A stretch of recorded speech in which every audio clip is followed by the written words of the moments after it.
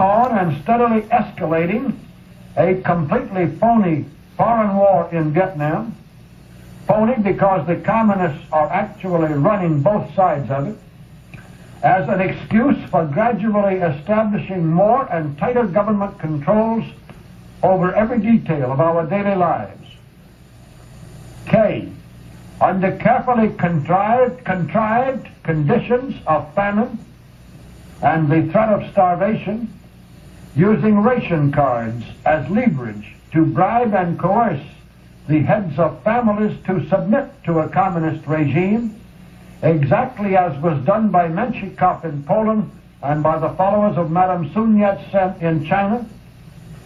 And L, eventually bringing about, quote, peace, unquote, a few years from now, by surrendering all remaining American sovereignty to the United Nations and enabling that communist one-world government to police our country with foreign troops and mercilessly suppress all opposition with exactly the same cruelties and terror that have already been used in dozens of other countries. Except for the threat of famine, which has still been well hidden from the American people, you can see all of these things taking place today all around you. If you have not been too blinded by communist propaganda, you will understand that they are not just happening as a result of natural causes, but are the product of long, extensive, brilliant, and ruthless planning by the evil forces which seek to destroy us. And the only thing which can possibly prevent a successful culmination of these communist plans is exposure. The one thing no conspiracy can withstand is the light of day on its activities. If enough people can be brought in time to see and understand that it is happening here, now, the process can still be stopped and the chains thrown off before the shackling is complete. But more tiny chains of every kind are now being added every month, and time is running short. To prevent this arousing of the American people before it is too late, the communists are counting on certain basic accomplishments of their long-range strategy and its supporting propaganda. We list those basic accomplishments below with a few comments that seem in order.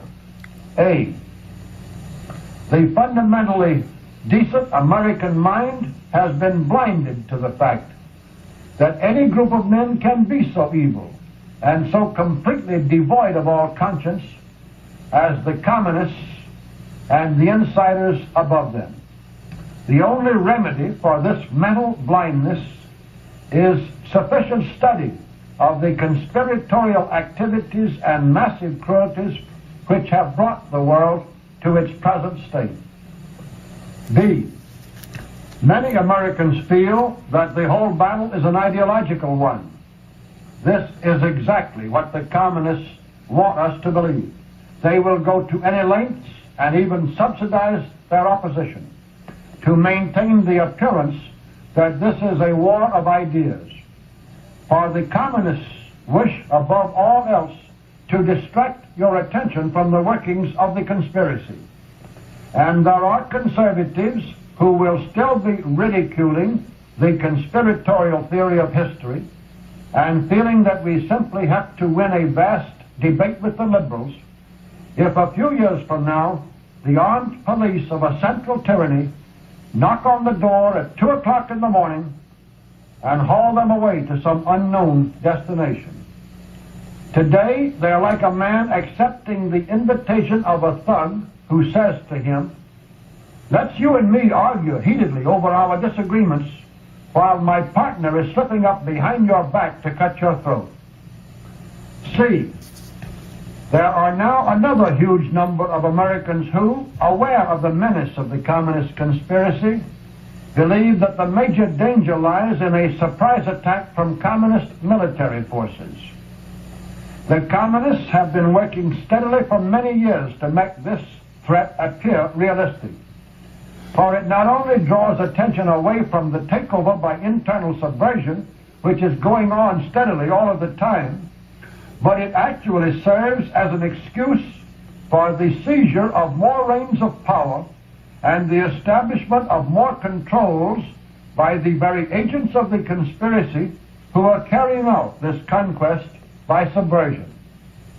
What our frightened fellow citizens in this category fail to realize, what some of our most patriotic military leaders, because of the very nature of their training, simply refuse to recognize, is that today Moscow and Washington are, and for many years have been, but two hands of one body controlled by one brain.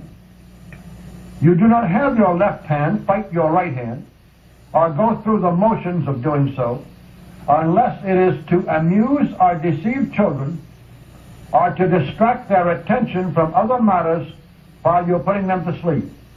And these observations clearly apply to the show that is now being staged in Vietnam. D. There are also millions of Americans who now have a vested interest, intellectual, social, or even financial, in the falsehoods which they have gradually absorbed from insidious and carefully disguised communist propaganda. To stand up now and admit I was wrong would hurt not only their pride, but perhaps their reputations as knowledgeable sophisticates among their country club friends or their business associates.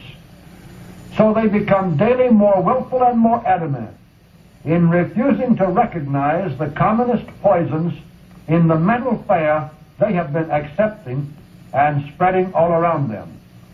Let's hope that they do not have to find insight, wisdom, and repentance easier to come by in a concentration camp.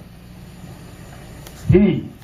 Finally, we have the problem of a very considerable number of spineless jellyfish going around among us wearing human clothes. They are aware of what is happening. They do not know whether it can be stopped or not. But if so, they murmur quietly to themselves, let George do it. I do not want to become involved.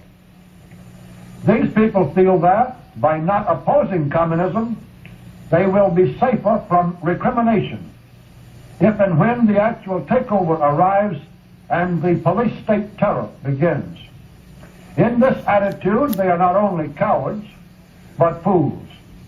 For Lenin himself gave them the answer to that false hope in his order to the secret police, which appeared in Pravda on December 25th, 1918. It reads as follows, quote, "We are not waging war against separate individuals. We are exterminating the bourgeoisie as a class.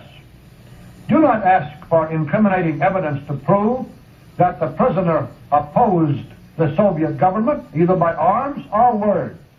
Your first duty is to ask him what class he belongs to, what were his origin, education, and occupation. These questions should decide the fate of the prisoner. This is the meaning and essence of Red Terror," unquote.